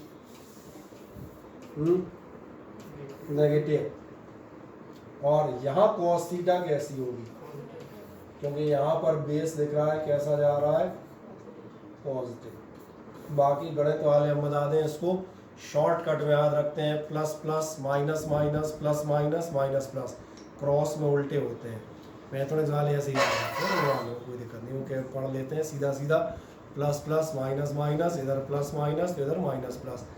कारण ये है, भूल जाए तो तुरंत हम इसको निकाल सकते हैं। अब एक लास्ट बची टेन थीटा। टेन थीटा की हम चौथी क्लास में जाएंगे, वहाँ हम पढ़ते थे डिवीज़न में plus plus minus minus positive होते हैं। इसका मतलब ध्यान देखना, टेन थीटा जो है प्लस डिवाइडेड बाई प्लस यहाँ पॉजिटिव होगी। टेन थीटा देख लो, इधर ध्यान दे, टेन थीटा कहाँ पॉजिटिव होगी, यहाँ पॉजिटिव होगी। कारण समझ में आ रहा है क्यों? या फिर टेन थीटा यहाँ भी पॉजिटिव होगी।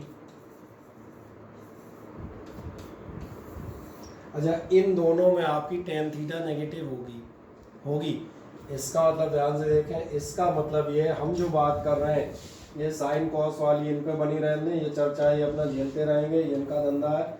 अपने पास सिर्फ इतनी सी कहानी है कि अगर ये अपना कोऑर्डिनेट सिस्टम है एक्स और वाई और ये ओरिजिन है, तो अपने पास दो ही तरह की लाइनें होती हैं और दो तरह की लाइनें हम कहाँ बनाएं, एक नीली एक हरी लेते हैं, ठीक है। अगर आपकी लाइन ये है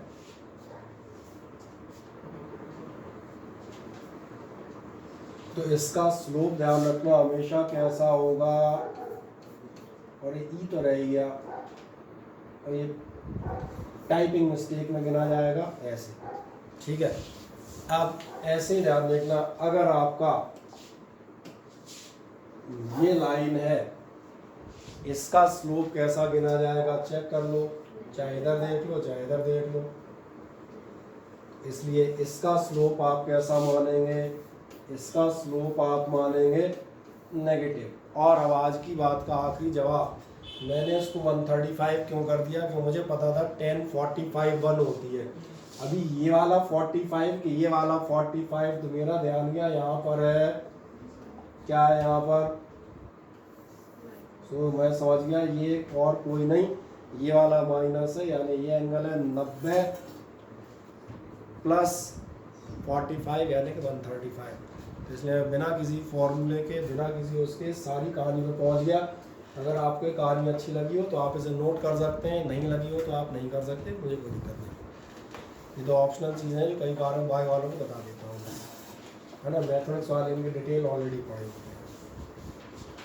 हालांकि आता होने भी कुछ नहीं है, ये बात अलग है।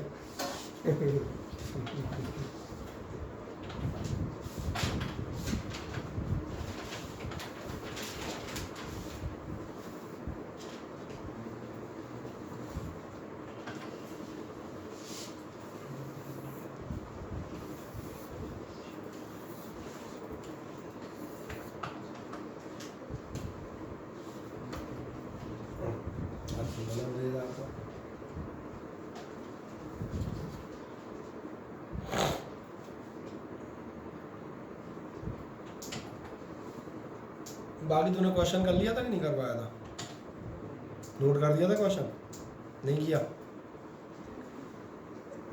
चलो इतना कर दो, फिर उस बाद में उसको नीचे करता हूँ क्वेश्चन, फिर उस बाद नोट कर देना।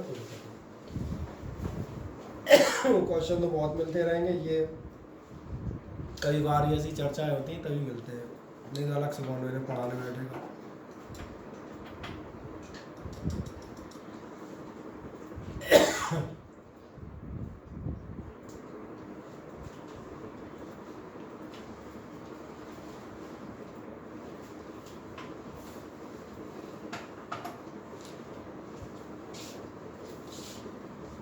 ग्राफ सब नहीं आ रहा है,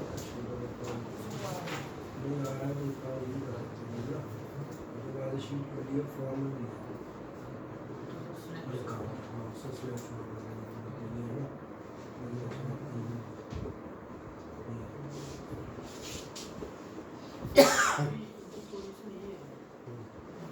पीडीएफ बनेंगे तो कोई उसी के जैसे हो जाएगा।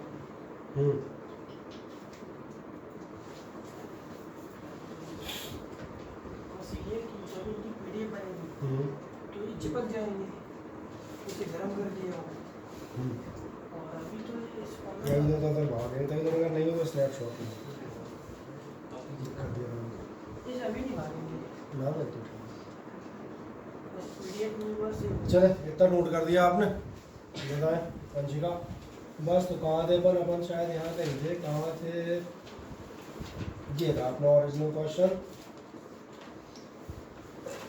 वाई आपको दिया था, स्लोप टेन थीटा जानना चाह रहा था,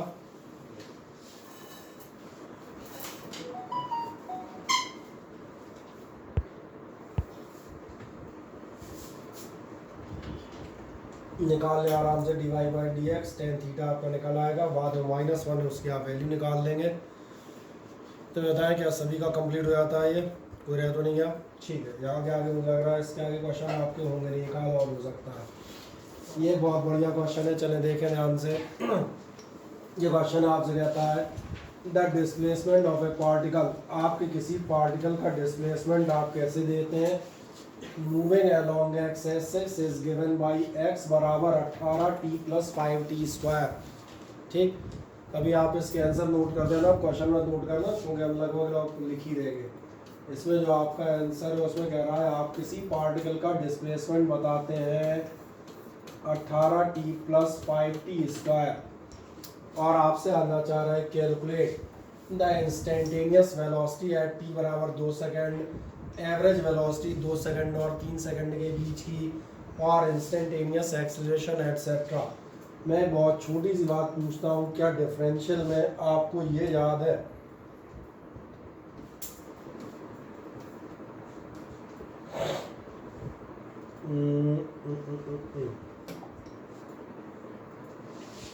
डिफरेंशिएशन के हमने फर्स्ट टर्न के आसपास ये एग्जांपल दिए थे।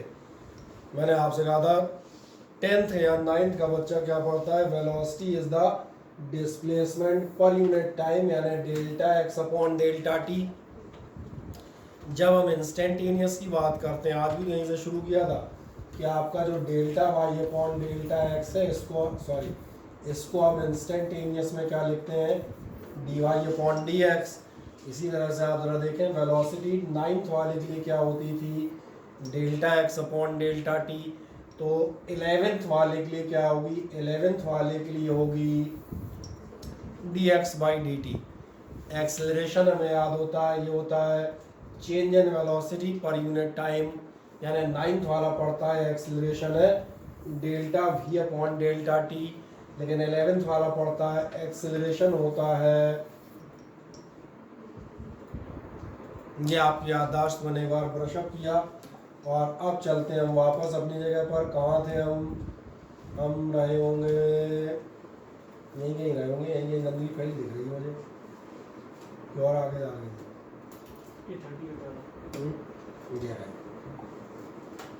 चले, ये था आपका x बराबर 18t + 5t स्क्वायर। क्या जानना चाह रहा है, इंस्टेंटेनियस वेलोसिटी। ध्यान देखें, बहुत आसान सा क्वेश्चन है। अगर आप लिखते हैं इंस्टेंटेनियस वेलोसिटी v बराबर, अब 9th में आप नहीं है कि आप x बाई टी या delta x by delta T लिखें, नोटेशन अपना सुधार लीजिए, और नोटेशन सुधारते आपका वर्जन अपग्रेड हो गया। सही है, इसका मतलब ये हो जाएगा D Y D T of, दिख रहा है x की जगह हम रखेंगे, और फिर एक बार 1 मिनट की रुचि से बात करते हुए जाएंगे। 18t में कोएफिशिएंट है 18 डॉट टी की पावर 1, टी की पावर 1 का होगा 1t 1 माइनस, अब तो फॉर्मूला को ज़्यादातर यही इस्तेमाल होता है, एक मज़ेदार बात है, x की पावर n आपको दिखेगा फिजिक्स में 98% जगहों पे x की पावर n का ही फॉर्मूला इस्तेमाल होना है। समझ में बात आती है? या फिर ये वाला कौन सा, वो एक कांस्टेंट का 0 होता है। बाकी आप देखेंगे sine, cos, tan, cosec, cot बहुत रेयर केस में होंगे, 90% हमारा काम वैसे ही चलता जाएगा। 5t स्क्वायर, 5 आपका कोएफिशिएंट, t की पावर 2 कितना हो जाएगा, 2t 2 माइनस 1, यानी कि बस ध्यान रखना, थोड़ी देर बाद फिर 1 लिखना बंद कर दूंगा, है ना। आ जाए, जैसी आपकी v निकली, अब आपको टाइम दे रहा होगा, कब निकालना था ये निकालना था। देखो क्वेश्चन है t बराबर 2 सेकेंड, तो आप सीधा यहाँ पहुँचेंगे एट t बराबर 2 सेकेंड। जैसे आप t बराबर 2 सेकेंड लेंगे तो आपका v इज इक्वल्स टू कितना हो जाएगा, ये तो 18 ही है, इसको बगल में लिख दूँ क्या, चलो यहाँ लिख देता हूँ, ये हो गया 18 प्लस 10t, नहीं आया समझ में, ये तो कर लोगे यार, 5 2 या 10 कितना हो जाएगा, एट टी बराबर 2 सेकेंड हो गया 18 प्लस 10 × 2, यानी कुल मिला के कितना होगा 38। पहला आंसर हमारा निकल आता है। आराम से क्वेश्चन को पढ़ के देखें ध्यान से, क्या आपको ये समझ में आता है। एक्स अगर दिया हो डिस्प्लेसमेंट किसी क्वेश्चन में, तो आप वेलोसिटी कैलकुलेट कर सकते हैं। कर देंगे वजह से वेलोसिटी कैलकुलेट, आंसर से स्टार्ट कीजिएगा, क्वेश्चन में कुछ नहीं रखा। क्वेश्चन तो आप घर जाके एक बार उससे देख लेना, PDF से एक आधे में हम शीट दे देंगे प्रिंट आउट। एक्स बराबर आपका होगा 18t + 5t², इसलिए इंस्टेंटेनियस वेलोसिटी निकालें।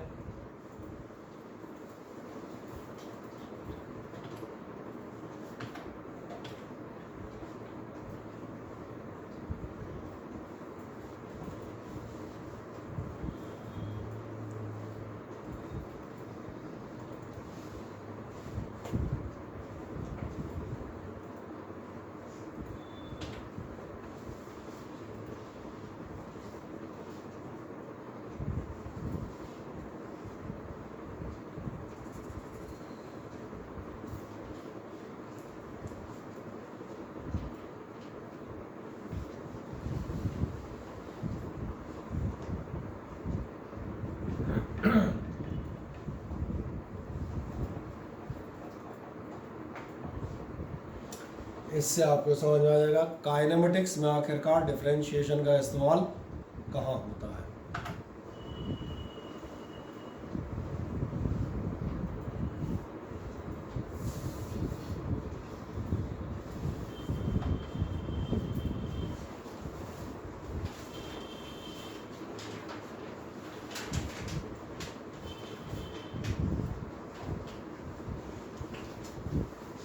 मिल गया तो डिफरेंशियल सबको आने लगा। चलो अभी और एक चीज़ पूछ रहा है, एवरेज बताओ t बराबर 2 और सेकेंड 3 के लिए। तो एक काम करो, 2 की तो हमने निकाल ही रखी है, 3 की और निकाल दो। तो 3 ही बताओगे। एंड एट t बराबर 3 सेकेंड, इसको कहाँ लिखूँगा अब यार, चलो v' से लिख दूँ। अरे इसको आपका लिख दें, मैंने कहा v' से लिख दें। और v' से लिखोगे तो v' आपका कितना हो जाएगा, ये हो जाएगा 18 प्लस, कहाँ गया 18 प्लस 10t था। अब की बार आपने t की जगह कितना रखा है, 3 सेकंड, नहीं आया समझ में। अब टोटल कर लो, कितना निकल जाएगा 48। इसलिए एवरेज भी मुझे लग रहा है आप निकाल लेंगे। v एवरेज कितना हो जाएगा, एवरेज निकालना तो आता है कि नहीं आता, 2 नंबर्स का एवरेज कैसे निकालते हैं, दोनों को ऐड करके मुझे डिवाइड कर दो, तो बस कर दो, डायरेक्टली लिख देते हैं। तो 9/10 का मामला है, ये एवरेज बराबर कितना हो जाएगा 38 प्लस ये कितना है 48 है ना। अब अपॉन कहाँ करूँ यार, स्लैश वाला कर दूँ, ठीक है। हाँ जो नीचे पीला पेन दिखेगा ही नहीं, देख लो कितना आता है 43।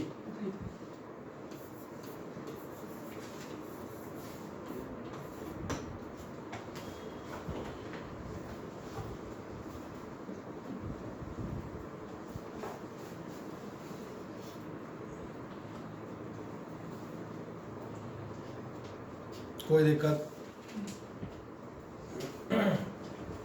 अभी इसी का एक स्टेप और आगे का भी पार्ट हमारे पास पड़ा है इसी में, और वो पार्ट दिख रहा है क्या है, वो कह रहा है आप इसका एक्सेलरेशन भी निकालें। कोई बात नहीं, एक्सेलरेशन क्या होता था मुझे बताओ,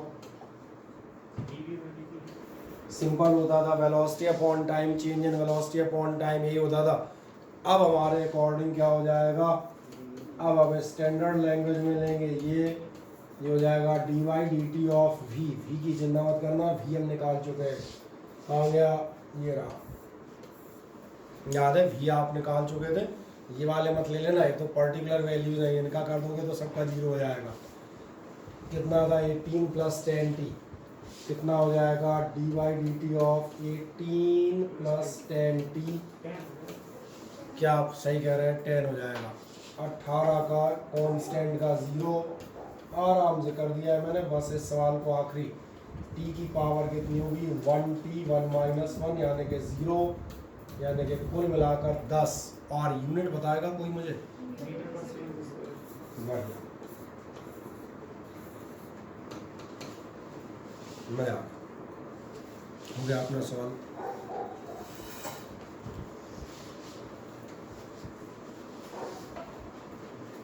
ठीक है, और कोई फिजिक्स की जंग से घबरा गया हो, कॉमर्स वॉमर्स लेने जा रहा हो तो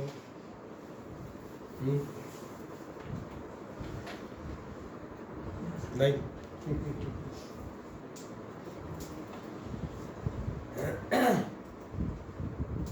चले क्या हम यहाँ तक पहुँच गए। एक और आगे बढ़ते हैं। अब की बार देखें, ये भी वही क्वेश्चन है। Displacement of a particle moving in a straight line given by S, कुछ नहीं एक्स की जगह एस दे दिया है, अभी भी डिस्प्लेसमेंट दे रहा है। S is in metre, T is in second, find the acceleration of particle. Acceleration कितना होगा, कैसे निकालोगे, ध्यान जाता है। देखो एक बार और मैं निकालता हूँ मनोरंजन के लिए, बस तुम मुझे बताते आना। एस बराबर आपको दिया है 2t² प्लस 2t+4, इसलिए ध्यान देखना वेलोसिटी कितनी हो जाएगी। वेलोसिटी होती है डिस्प्लेसमेंट अपॉन टाइम, अभी अपॉन नहीं, अभी क्या होगा डिफरेंशियल। अंतर समझ में आ गया, कोई डाउट इसमें? बोलो रुचि बताओ, कहाँ पे नहीं आ रहा है ऐसा बता दो। ds इसलिए लिखा क्योंकि मैं बात कर रहा था जो आज बात कर रहे थे, मैं एक बार फिर से आज याद दिलाता हूँ। मैं देखें क्या आपको ध्यान है, आप जो रेट ऑफ चेंज लिखते थे, इसलिए मैंने आज की क्लास की शुरुआत यहीं से की थी। वो आप कैसे लिखते हो, delta Y upon delta X से, यही लिखते हो ना। बाद में मैंने कहा था अगर आपका इंस्टेंटेनियस जाएंगे किसी पर्टिकुलर इंस्टेंट के लिए, तो इसी को अपग्रेड करके सिंपल भाषा में बात कर देता हूँ, बहुत डिटेल नहीं, इसी को आप क्या पढ़ते हैं, डिफरेंशियल ऑफ वाई। अब मेरा एक सवाल है, आप मुझे बताएं वेलोसिटी 9th वाले के लिए क्या होती है। वेलोसिटी 9th वाले के लिए होती है, मैं कहता हूँ डिस्प्लेसमेंट अपॉन टाइम, ये तो याद है। हाँ बस, तो जो आदमी ऐसा कहता है डेल्टा एक्स या टी, वो तो एस कर दो, वाई कर दो, चलो एस कर दो, कोई दिक्कत नहीं। ये अभी हम क्या करेंगे, इस नोटेशन को हटाकर ये आप अपग्रेड हो गए, बस और कुछ नहीं। और जैसे अपग्रेड हुए तो देखें, अब delta X upon delta T नहीं लिखेंगे, अब डिवाइड का काम खत्म, डिफरेंशियल का चालू। यानी ये कितना होगा,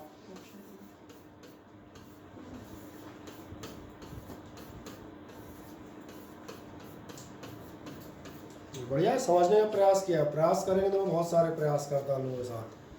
दिक्कत का आदमी बताते ही नहीं है, मैं नहीं आ रहा, वहाँ समस्या हो जाती है ना। ये अच्छी चीज़ आपने बता दिया तो मैं उसको तुरंत बता दूंगा। अब इसको डिफरेंशिएट कर लेंगे, आप कहाँ से करेंगे, फिर वही कोएफिशिएंट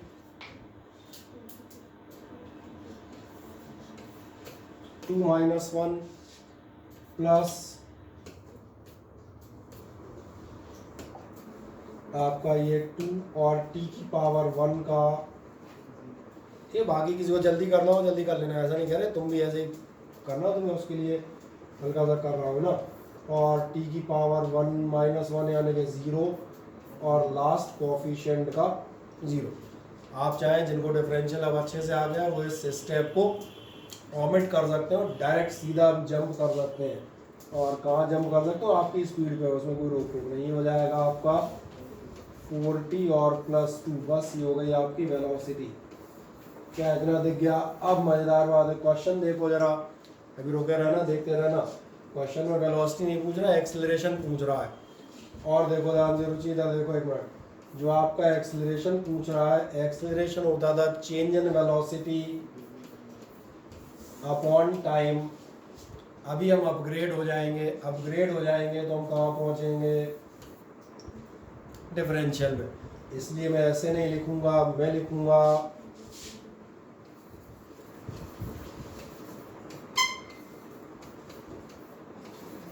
समझ आ गया। देखो ध्यान से, कुछ नहीं किया, सिर्फ अपग्रेड कह रहा हूँ बार बार, और कुछ नहीं। अब डिफरेंशिएशन के टर्म्स में लिख देते हैं, चलो कर दो, इसको भी आराम से कर दे रहा हूँ मज़े से। 4t + 2, और अगर ध्यान देखें 2 का 0 हो जाएगा, t की पावर 0 यानी 1 हो जाएगी, इसलिए इसको हम डायरेक्ट निकाल देते हैं, सीधा क्या कह देते हैं, ये हो जाएगा। और दिक्कत हो तो मैंने कहा फैला के कर देना, मुझे कौन सी दिक्कत है, आप चाहे जैसे कर लें। मुझे लग रहा है आपका ऑप्शन मिल जाएगा, जो भी होगा ABCD को बाद में देखना, पहले ये देखो तुम्हारा आंसर आया कि नहीं। ऑप्शन तो फिर आते ही रहते हैं। अब क्वेश्चन का और बताओ।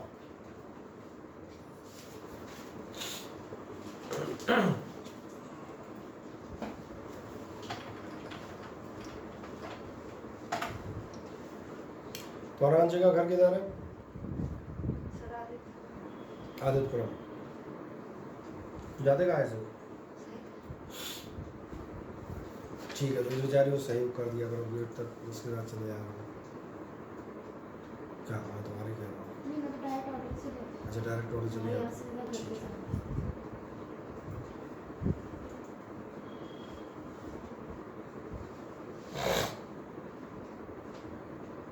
चले यहाँ तक पहुँच जाते हैं आप आराम से। आप पहले एस की हेल्प से भी निकालेंगे और लास्ट फिर आप कहाँ जाएंगे, एक्सेलरेशन कैलकुलेट करेंगे, तो आपका एंड अप हो जाएगा।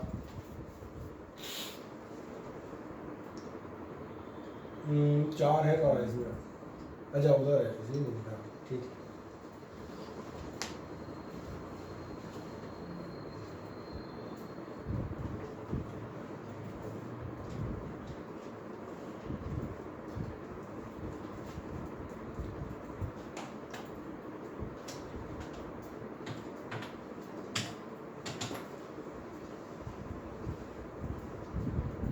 बोले त्रिपाठी जी समझ में आ जाता है, कोई समस्या कोई दिक्कत तो नहीं?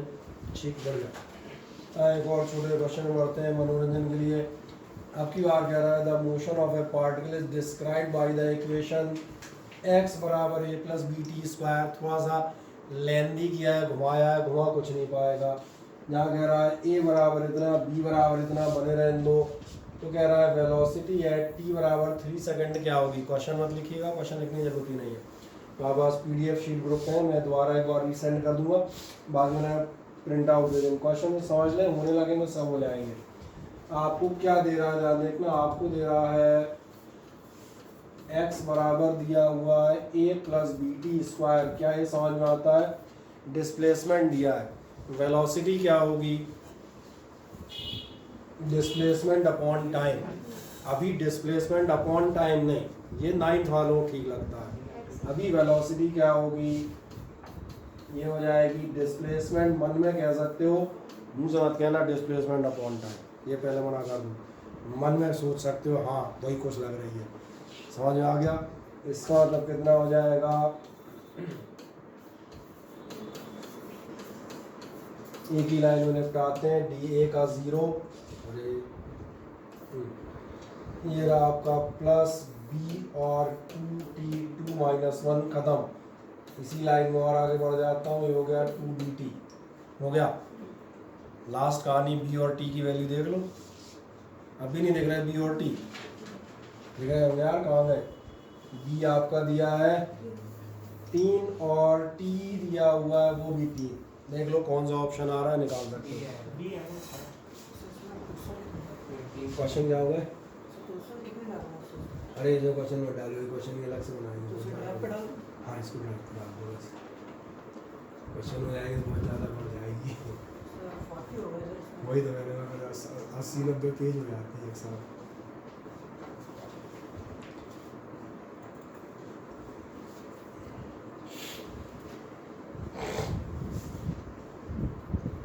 चलो आज तो तुम फंसा दो लोग, कल तुम आओ आराम से, कल हम भी फ्री मिलेंगे, कल बैठेंगे थोड़ी देर, बाकी से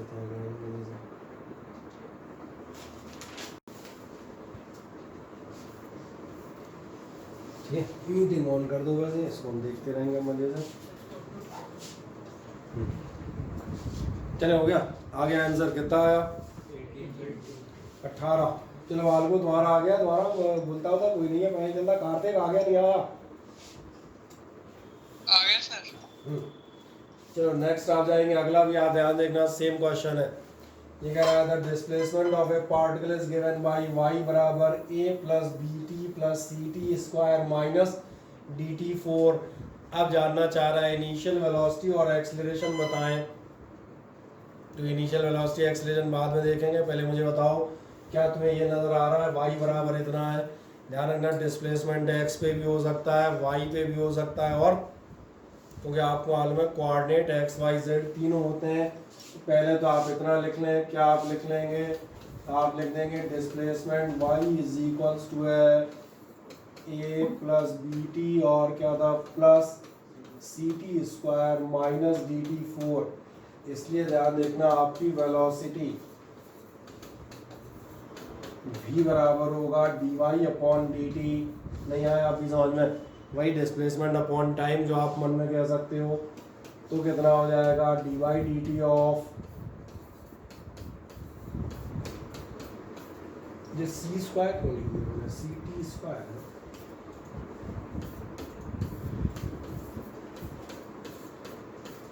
चलें इसका आंसर बताएं पहले मुझे, फिर बाकी बातें बाद में देखेंगे।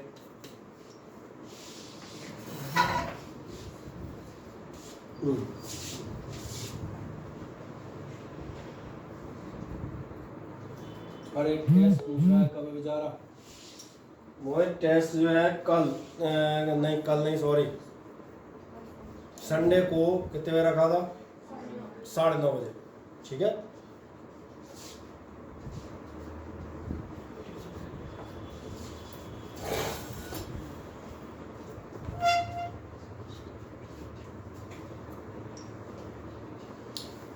चले निकालें, देखें आपकी वेलोसिटी निकल के आती है नहीं। पहले मुझे ये आंसर बताएं वेलोसिटी कितनी आ रही है।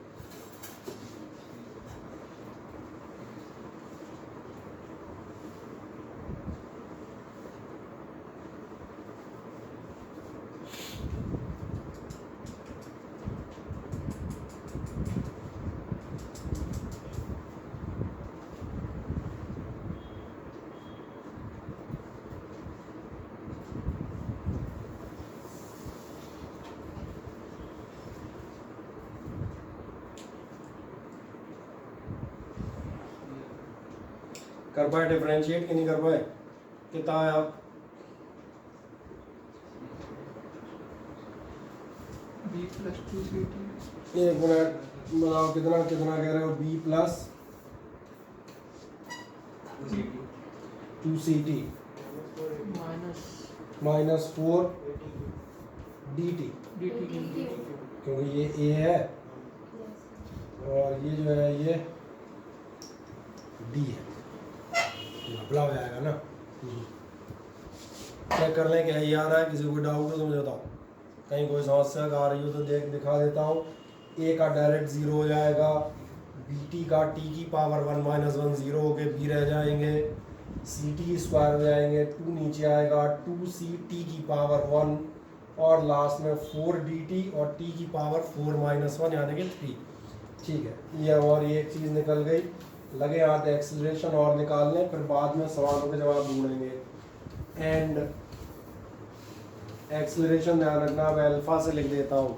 तुम कहोगे अल्फा से मैंने क्यों लिखा है, क्योंकि ए ऑलरेडी क्वेश्चन में इधर का उधर हो जाएगा, किसकी बात कर रहे हो। एक्सीलरेशन कितना होता है याद है, ये होता है change in velocity upon time, या कहा जाए rate of change in velocity. फिर एक बार आपको वहीं पहुँचना है, आपको फिर डिफ्रेंशिएट करना है। अगली बार b plus 2ct minus 4dt cube को करें और मुझे बताएं कि आपका अल्फा कितना आता है। 2c minus 12dt square, 2c minus 12dt square,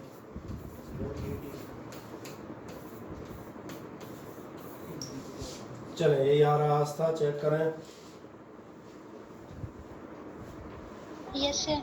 ठीक है,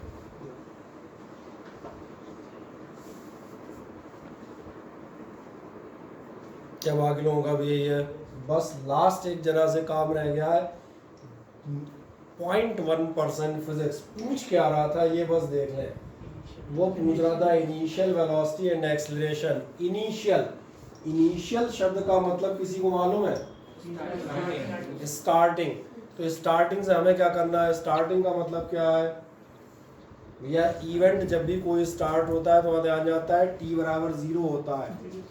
समझ आ गया, इसमें 0.1% फिजिक्स किस काम में आएगी कि अगर आप इनिशियली कह रहे हैं तो आपको क्या लेना है, t बराबर 0 लेना है। बस इतनी सी हिंट मेरे लिए थी, बाकी मैं सारी चीज़ें डिफरेंशियल पढ़ा चुका। तो मैंने कहा आप बताएंगे इनिशियली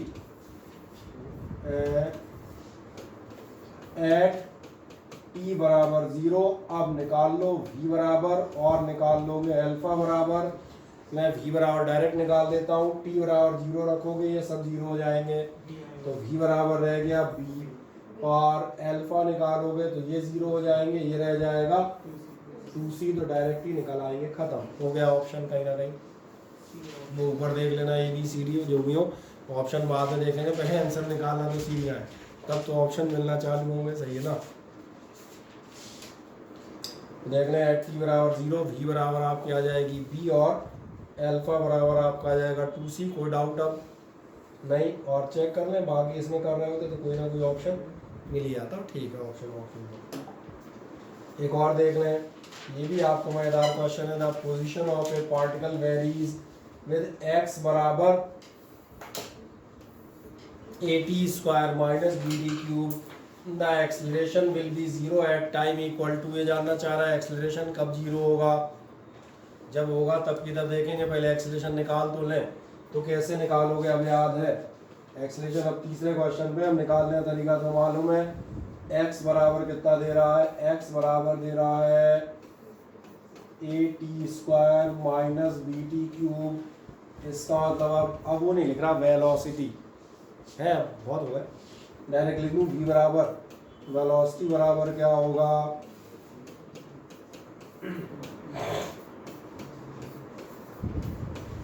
और अब अगर आपको डिफरेंशियल में कोई भी डाउट है तो एक सेकंड ध्यान से मुझे देख लीजिएगा।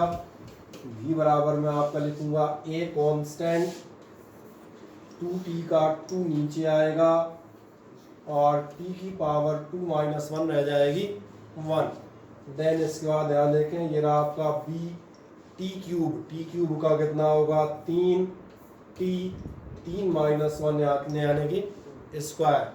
तो पहला स्टेप मेरा मिल गया, वेलोसिटी क्या जानना चाह रहा था, खुद एक्सेलरेशन जानना चाह रहा है, कोई बात नहीं और आगे बढ़ेंगे, अभी क्या हिम्मत थोड़ी आ रही है, इसलिए अगले स्टेप में जाएंगे। And alpha is equals to dv upon dt, तो चले मेरे साथ साथ यहाँ तक आप आ जाएं।